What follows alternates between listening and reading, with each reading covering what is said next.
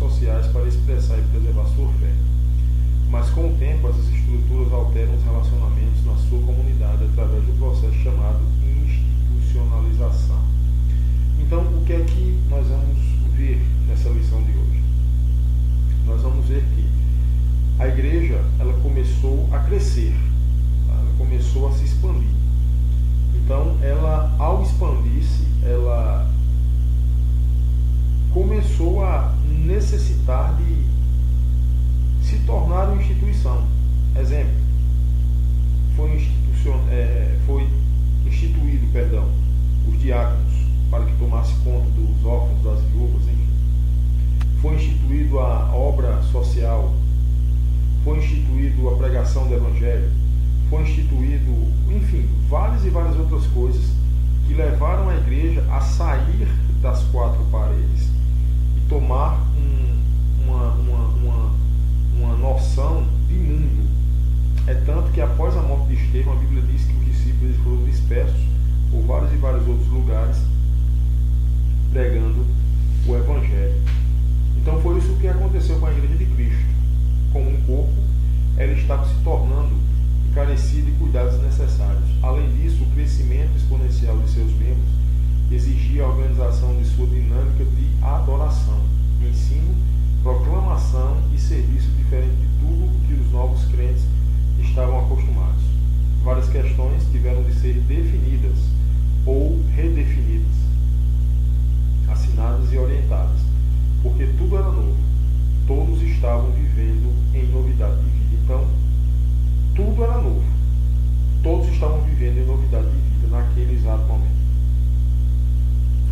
Deus usou os apóstolos Paulo e Pedro especialmente para auxiliar as igrejas nesse processo no ensino oral e por meio de suas cartas, orientando-as em questões tais como o lugar das exigências do judaísmo no corpo de Cristo, a relação Senhor-servo, a universalidade do Evangelho, a unidade e diversidade do seu corpo e a dinâmica da vida da sua igreja. Então esses foram os pontos que o apóstolo Paulo, juntamente com Pedro, ficaram responsáveis de estar ministrando a todas as igrejas daquela época, a todas as organizações daquela época, para que andassem segundo os princípios de Cristo, os princípios do Evangelho.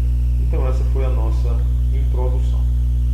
A minha oração é que ao final desse estudo você deseje se envolver na plantação de novas igrejas de Cristo. Então o autor, ele informa que o desejo dele é que ao final desse estudo todos nós possamos sentir o desejo de implantarmos novas igrejas. O primeiro ponto diz assim: as exigências advindas do judaísmo. Está lá em Atos 11, de 1 a 3. A igreja crescia a cada dia com judeus que se convertiam e permaneciam em Jerusalém. O que a gente vai analisar nesse ponto aqui é o seguinte: é que muitas vezes as pessoas se convertem, as pessoas entram para a igreja, mas não deixam que a igreja entre dentro deles. Então isso nós vamos ver, vamos dizer assim, explicitamente com relação aos judeus que estavam se convertendo e permaneciam em Jerusalém. Mas algumas questões dos seus antigos sistemas de crenças ainda os confundia. Lembram que eu disse que entraram para dentro da igreja, mas não deixaram que a igreja entrasse dentro deles. Uma delas era a circuncisão. Para quem sabe, a circuncisão era o pacto do homem com Deus. Era a circuncisão, né? Cortava-se, para quem não entende o que é circuncisão, o que era circuncisão, cortava-se um pedaço do prepúcio, né, do órgão genital masculino, e aquilo ali simbolizava, aquele corte, aquela retirada daquela pele, simbolizava um pacto que o homem fazia com Deus. Então todos os judeus, eles eram circuncidados.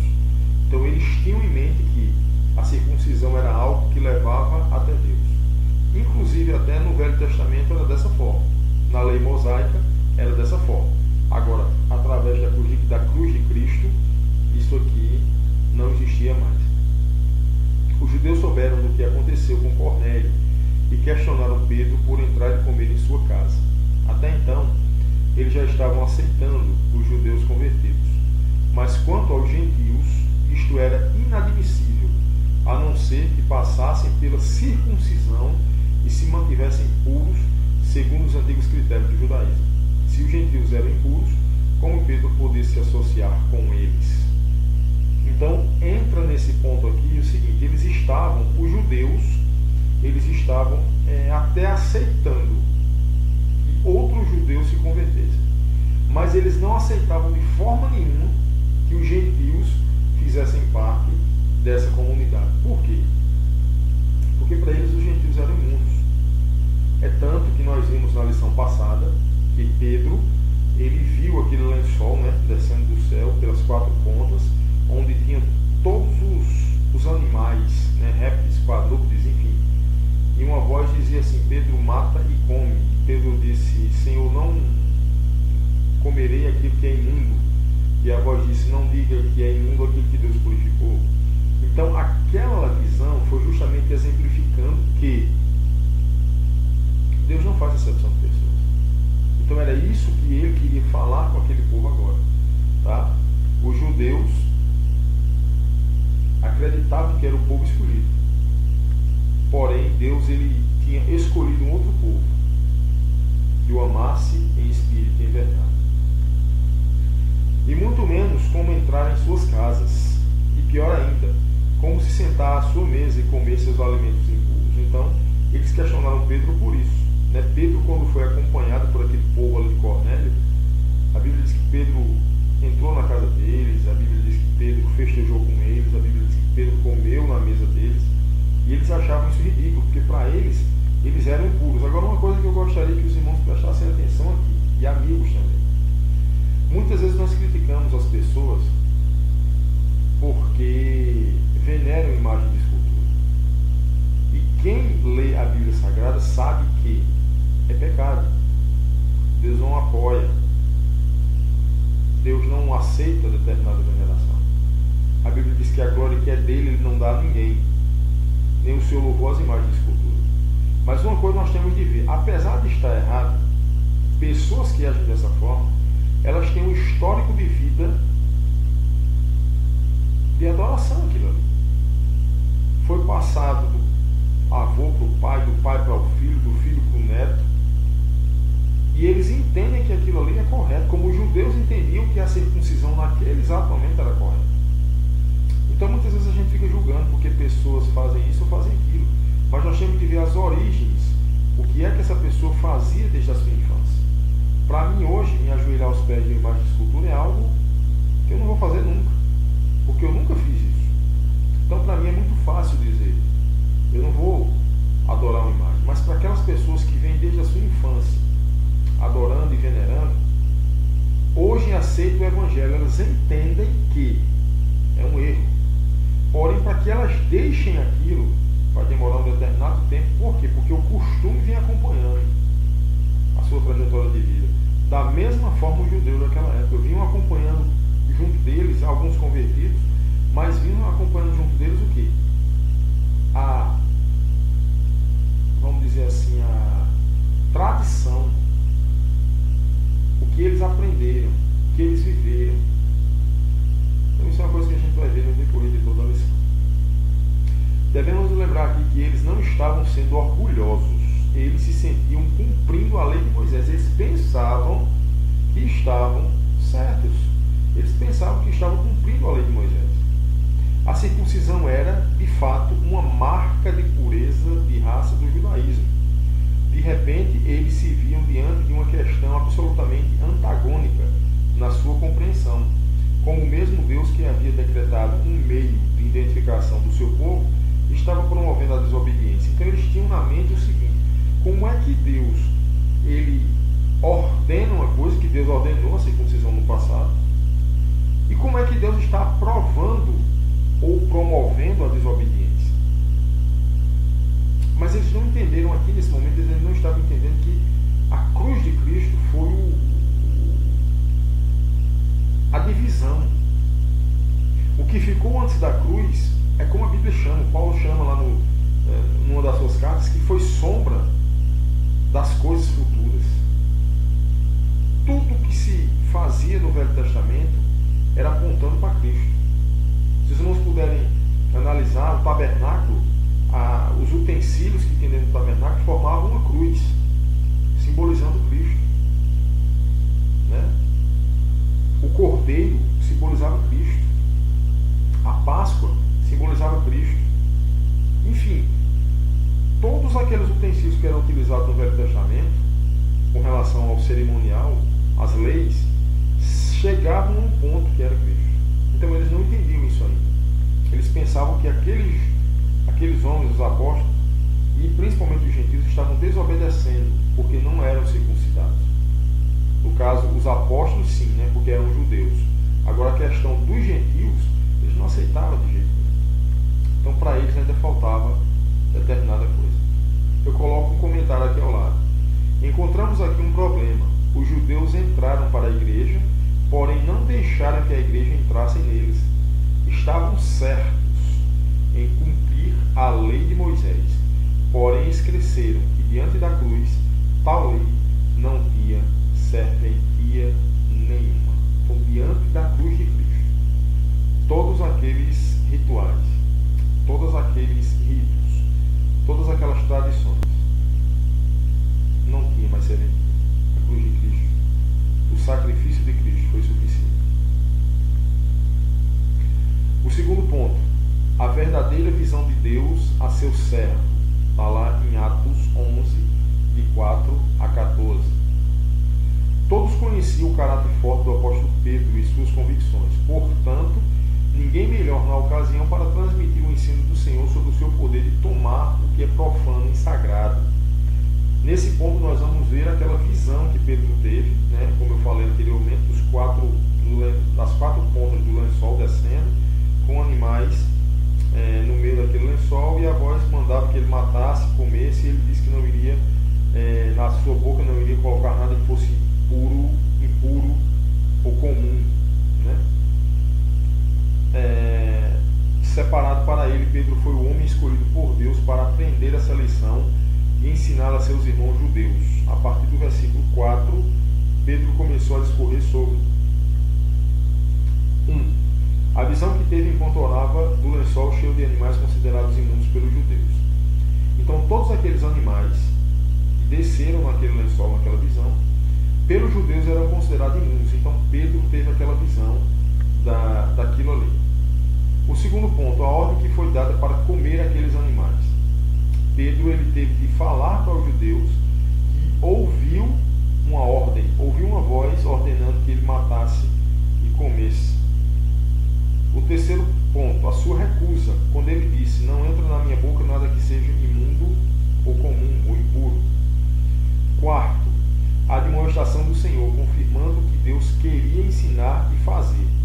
Pedro recebeu ordens explícitas do Espírito Santo para ir com os homens que chegaram ao tempo da oração, à casa de Cornélio, que estava pronto para receber a salvação em Cristo Jesus, e Deus abriu a visão de Pedro. Então, foi necessário aquela visão, para que após aquela visão, após a ordem recebida, após a recusa de Pedro, Pedro recebesse em sua casa homens vindos de Cornélio, porque Cornélio estava pronto para receber a salvação. Então foi necessário que isso acontecesse para que Pedro não rejeitasse ir com aqueles homens e finalmente Cornélio chegasse ao conhecimento de Cristo. O ponto que eu coloco aqui ao lado. Deus escolhe pessoas como modelos de sua vontade. Leva-os por caminho que nunca imaginaram andar, só para que sua vontade seja cumprida. Então Deus ele escolhe pessoas como modelos. Ele escolheu Pedro. E os irmãos podem prestar atenção que Pedro, lá na crucificação, né, lá no flagelo de Cristo, Pedro ele negou. Da mesma forma que Judas negou. Traiu, da mesma forma que Judas traiu. Porém, houve um princípio, ele se arrependeu. Judas não. Judas sentiu remorso e acabou se matando. Então Deus ele escolhe pessoas para servir como modelos para o cumprimento da sua vontade.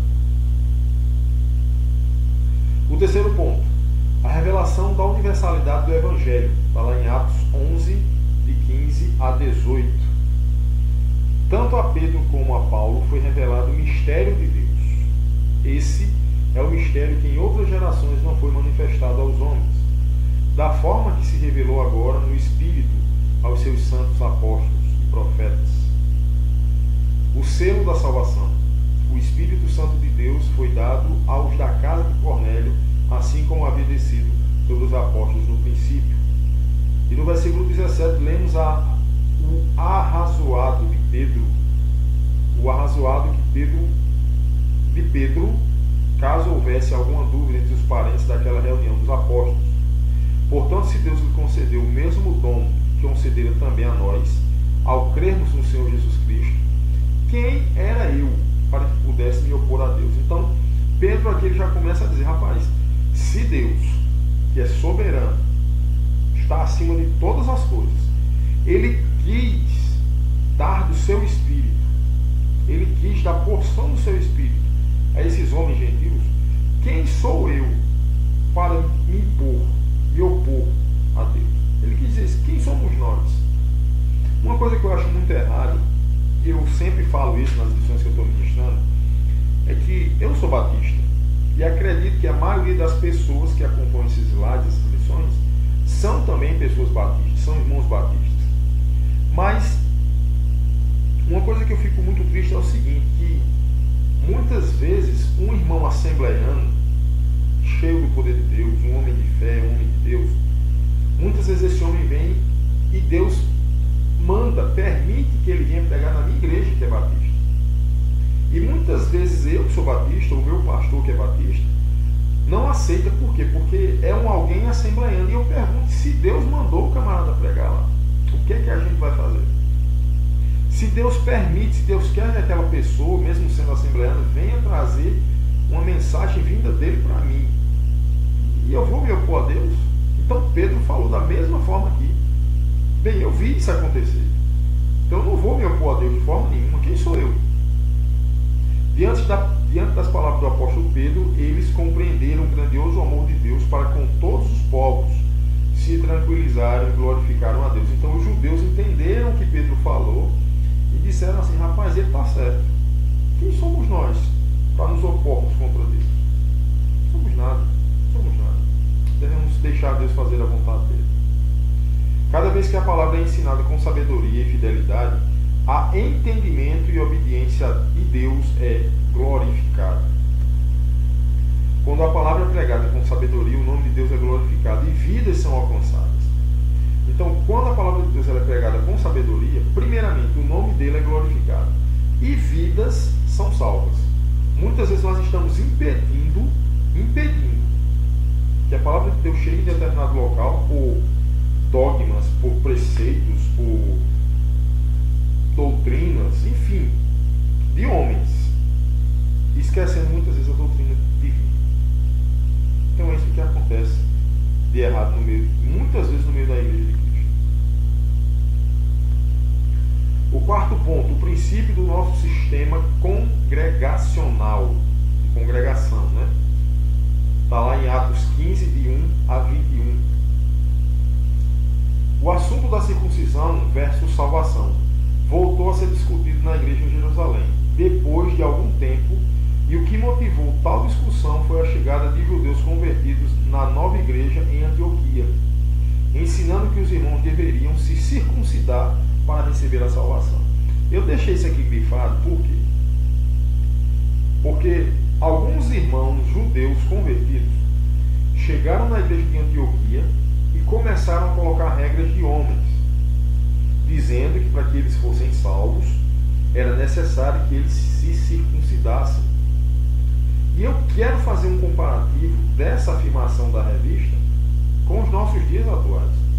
Muitas vezes tem irmãos chegando na igreja, pastores, e dizendo que a mulher tem de usar, não pode usar calça comprida, a mulher não pode se depilar, o homem não pode ter um cabelo um pouco grande, a mulher não pode cortar o cabelo curto, homem não pode sentar junto de mulher, mulher não pode sentar junto de homem, mesmo sendo casados. Isso é dogma de homem. Isso é preceito humano.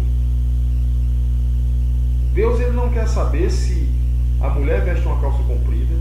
Deus ele não quer saber se o homem, se a mulher se depila ou não. Deus não quer saber, Deus quer saber da vida do camarada. Lembra o que foi que Jesus chegou para os fariseus e disse? Vós sois sepulcros caiados, porque por fora vocês estão lindos, mas por dentro vocês estão podres. Então, meus irmãos, o que vale não é a casca, o que vale é o interior. Eu aqui não estou dizendo que é para o camarada a mulher andar seminua, com decotes, eu não estou falando isso. Eu estou falando que tudo é feito no reino de Deus com ordem e decência. Existem roupas que eu sei que não dá para que eu use. Eu sei que mulheres sabem que existem roupas que não dá para que elas usem, porque vai chamar a atenção, vai seduzir alguém, vai trazer pensamentos de adultério, de prostituição, enfim. Temos de ser conscientes a respeito disso. Agora, jamais proibirmos, não, você não entra aqui com essa roupa, porque se você entrar com essa roupa, você não é salvo. Isso não existe. Os discípulos, os judeus daquela época estavam fazendo isso. Eles já eram convertidos, mas porém estavam trazendo dogmas humanos para dentro da igreja, para dizer se isso ou aquilo trazia salvação. E a salvação ela só vem através da aceitação de Jesus como Senhor e Salvador da sua vida. Se Ele for Senhor e Salvador de sua vida, não existe preceito humano. Ele vai assumir a vida daquele que o aceita. Barnabé e Paulo, que já se encontravam na cidade há algum tempo, ensinando na igreja, os confrontaram veementemente. Quando a igreja viu que esta era uma questão vital, decidiu consultar os apóstolos em Jerusalém. Para isso enviaram alguns irmãos, acompanhados de Barnabé e Paulo.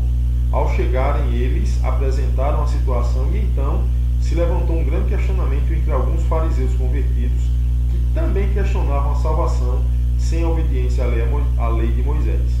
A situação ficou muito tensa. O versículo 6 nos diz que houve grande discussão. Então houve uma grande discussão de palavras entre os judeus, os fariseus e os discípulos, devido a questões levantadas referente ao judaísmo e ao cristianismo. Muitas vezes dentro dos templos encontramos barreiras religiosas que impedem o encontro real de pessoas com Deus. Essas barreiras impedem um verdadeiro encontro real de pessoas com Deus. Então nós temos de ter muito cuidado quando formos falar alguma coisa referente a doutrinas, porque pode levar pessoas ao inferno. Infelizmente, às vezes a gente pensa que as doutrinas humanas elas vão trazer pessoas a Jesus, mas muitas vezes essas doutrinas, esses dogmas, essas regras vão afastar as pessoas e elas vão caminhar a passos de gigantes para o inferno. Infelizmente. Às vezes ficamos tristes e preocupados com discussões em nossas igrejas. De fato, elas não deveriam acontecer se não regidas pelo amor e pelo desejo de dissipar as dúvidas, de tirar as dúvidas. Discussões vai haver. Agora não para afastar ninguém, mas sim afastar dúvidas, tirar dúvidas. Depois que muitos falaram, Pedro os fez lembrar que ele próprio havia sido escolhido por Deus para pregar aos gentios, indicando assim que na igreja de Cristo não havia distinção entre os irmãos. Então Pedro disse, olha, eu fui escolhido para pregar aos gentios, para que vocês entendam que não há distinção entre grego, entre judeu, entre grego, entre judeu, entre romano, não existe. Aceitou Jesus, acabou. Aceitou Jesus, tem direito à vida eterna. Depois Paulo e Barnabé completaram as palavras de Pedro, compartilhando os milagres e atos extraordinários de Deus entre os gentios. Tiago, outro apóstolo que até então só estava ouvindo, tomou a palavra, relembrou-os das palavras de Pedro e das profecias sobre a salvação dos gentios e fez as recomendações sobre o que deveria ser feito para resolver a questão e orientar as outras igrejas no seu procedimento nesse caso. Todos entenderam e ficaram satisfeitos. Então, depois dessa confusão toda, depois de Paulo, Barnabé, Pedro, e nesse caso aqui Tiago, estava calado e tomou a palavra, falar, então eles entenderam e ficaram satisfeitos. Então acabou a contenda, porque a palavra de Deus foi exposta.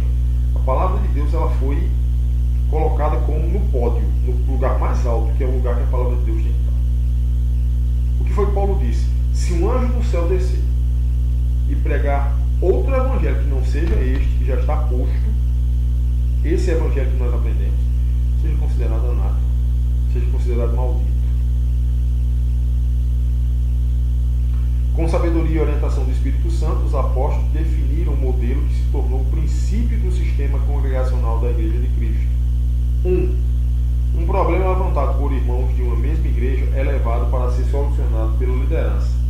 Então, o princípio é esse. Um problema levantado por irmãos de uma mesma igreja deve ser solucionado pela liderança, deve ser levado à liderança para que haja uma solução.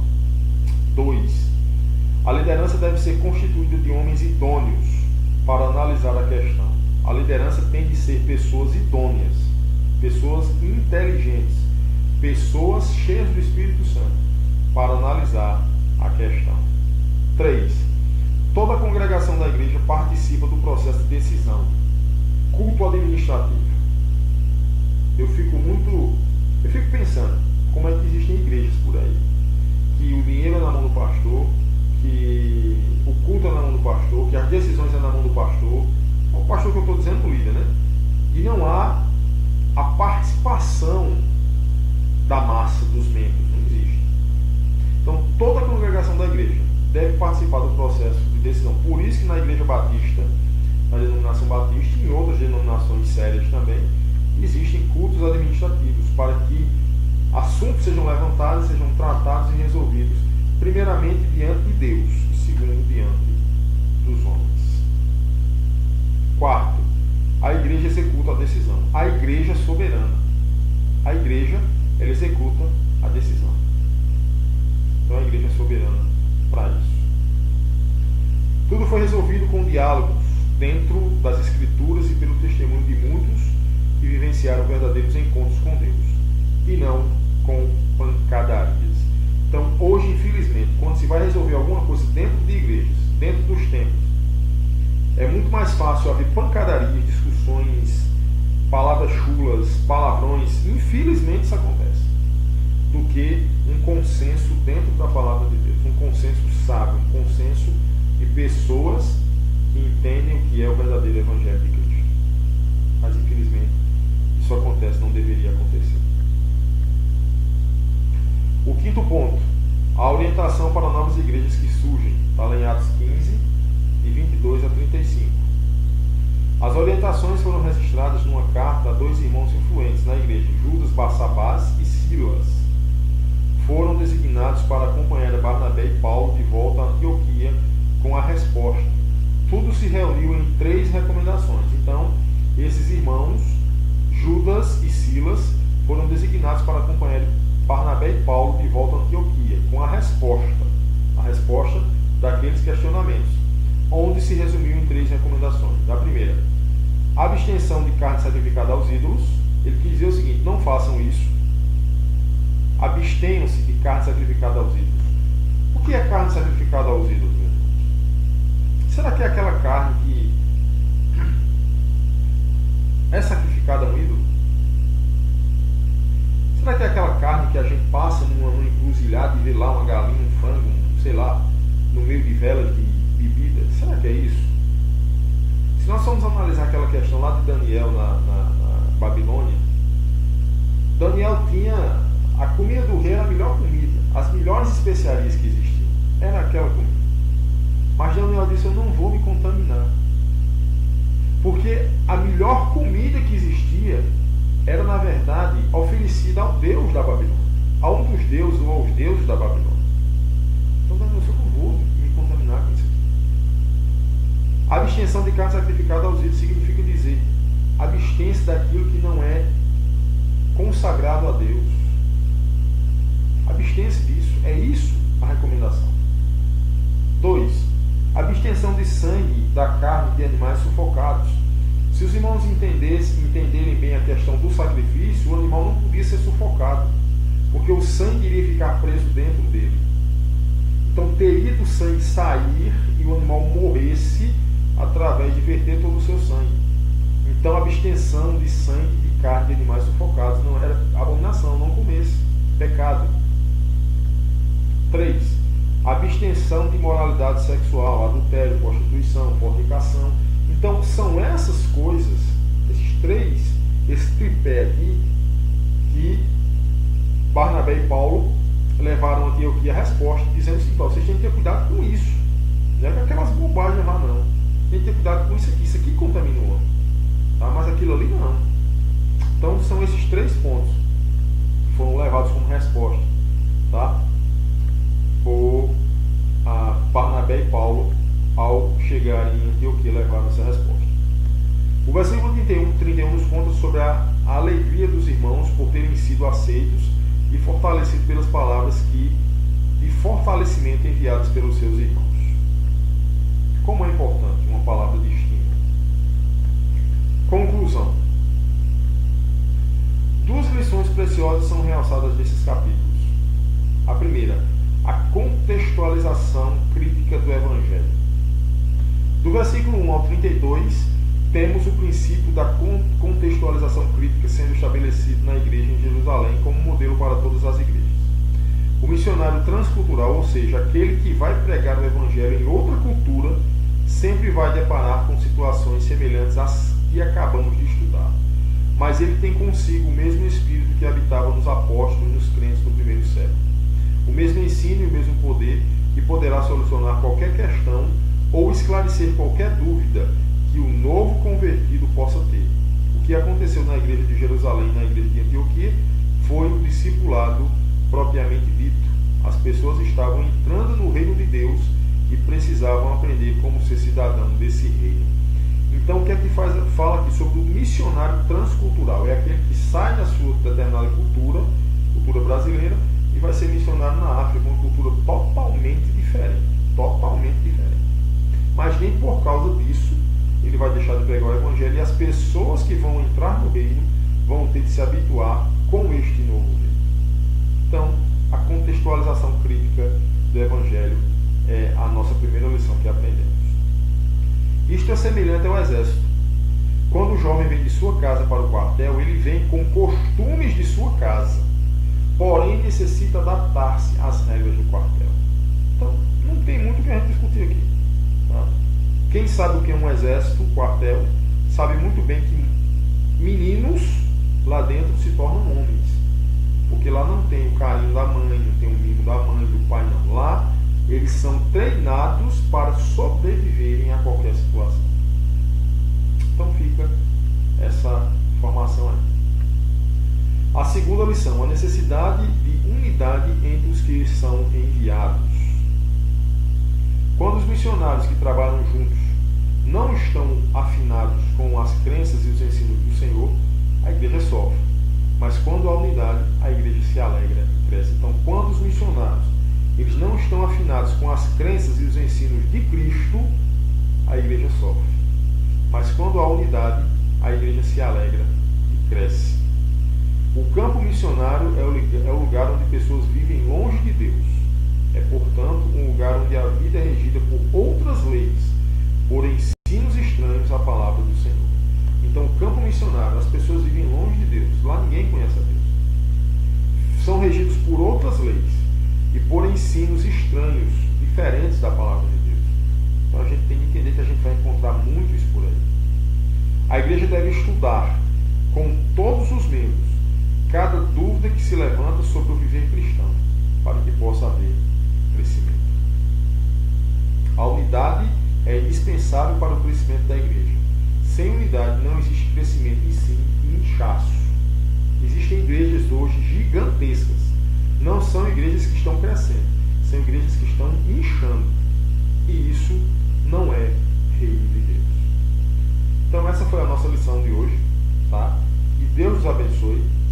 Eu peço a você que aqui abaixo desse vídeo aqui tem um slide da lição. Se você estiver vendo pela página oficial do Facebook, a minha página oficial do Facebook, pede aí para participar do grupo de intercessores, que eu vou adicionar você. Lá no Intercessores, antes de postar o vídeo, eu sempre posto o slide da lição. Eu peço a você que volte lá no YouTube e dê um ok lá no vídeo, nesse mesmo vídeo lá, lição 7, tá? Lição 7. a igreja se institucionaliza. A lição certa vai estar lá esse vídeo, dá um like lá, isso nos ajuda muito, tudo isso para a glória de Deus. Tá? Então, que Deus nos abençoe, que nós possamos ter uma vida que honre e glorifique o nome de Deus. Eu espero que todos os irmãos tenham gostado. Estarei postando ainda essa semana a lição 8, a lição do domingo que vem, nós estaremos postando para a honra e glória de Deus. Que Deus